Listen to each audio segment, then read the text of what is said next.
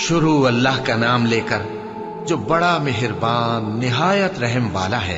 ए पैगंबर सल्लल्लाहु अलैहि वसल्लम, अपने परवरदिगार आलीशान के नाम की तस्बीह करो, जिसने इंसान को बनाया फिर उसके आज़ा को दुरुस्त किया और जिसने उसका अंदाजा ठहराया फिर उसको रास्ता बताया और जिसने चारा उगाया फिर उसको सियाह रंग का कूड़ा कर दिया।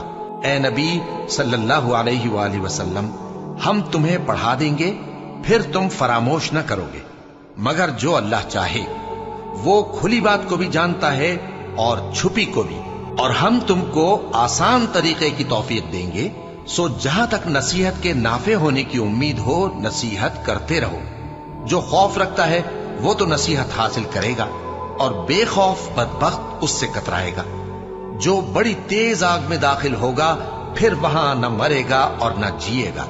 बेशक वो मुराद को पहुंच गया जो पाक हुआ और अपने परवरदिगार का नाम लेता रहा और नमाज पढ़ता रहा।